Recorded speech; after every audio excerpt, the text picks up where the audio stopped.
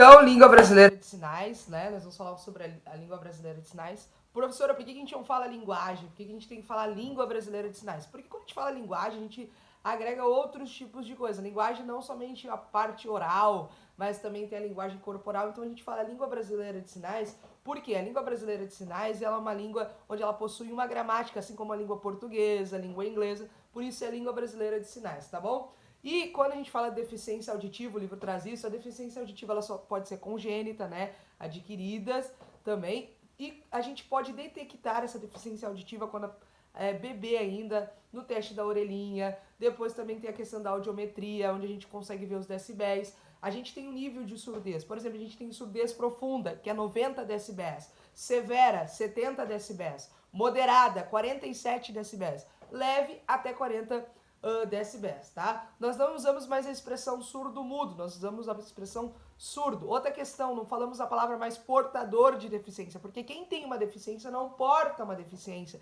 não leva para lá e para cá. Nós trabalhamos muito com o bilinguismo. O que é isso, professor? A gente tem a L1, por exemplo, para nós, a L1 é a língua portuguesa, mas para o surdo, a L1 é a língua brasileira de sinais e a L2 é a língua portuguesa também. E o ensino é sempre do simples ao complexo, tá bom?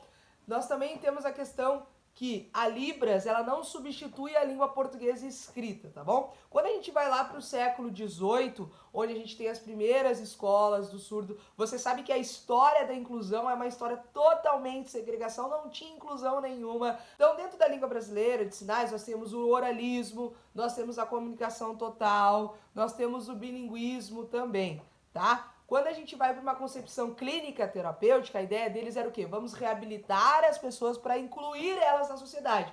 Já na visão socioantropológica, não. A gente faz o quê? O mundo e a sociedade, ela deve se adaptar também com as pessoas que têm alguma deficiência. A Lei 10.436, do dia 4 de abril de 2002, ela reconhece a língua brasileira de sinais. Você tem que entender que diferença é diferente de deficiência. Diferentes todos nós somos, todos nós temos características diferentes. Agora, a pessoa que tem uma deficiência, não é aquela só diferente. Ela tem a deficiência, ela precisa também receber ali todos os cuidados e toda a inclusão possível. A pessoa surda, ela tem a identidade surda, o que marca, o que caracteriza ela.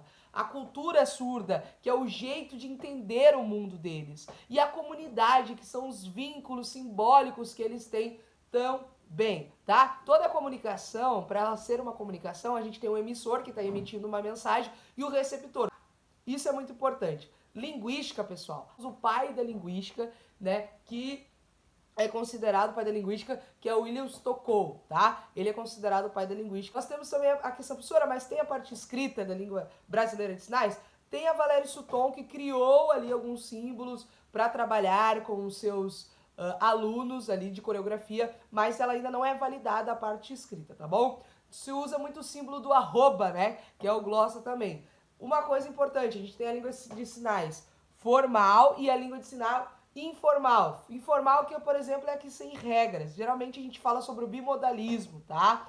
E fere a língua brasileira de sinais, que é o quê? Fazer gestos, incluir língua brasileira, fazer gestos. O bimodalismo, de uma certa forma, fere a língua brasileira de sinais, porque fazer só configuração de mão não quer dizer que você sabe a língua brasileira de sinais, tá bom? Nós temos então também o pidgin, né, que são palavras de língua, palavras de outras línguas que a gente estuda dentro da língua brasileira de sinais. Nós temos sistemas de classificação, tá? Características físicas, movimentos. Por exemplo, a gente tem o ponto de articulação onde acontecem os movimentos, a configuração de movimento, o movimento em si, né? E nós temos várias políticas que são propostas para os atendimentos. Por exemplo, o AEE, temos a Lei 12.319, que dá acesso também aos intérpretes, né? O tradutor e intérprete também, dentro das empresas. Nós temos o guia intérprete, que é o guia do surdo cego também, né? E nós temos várias tecnologias assistivas, tecnologias, por exemplo, como o TTD ou o TDS,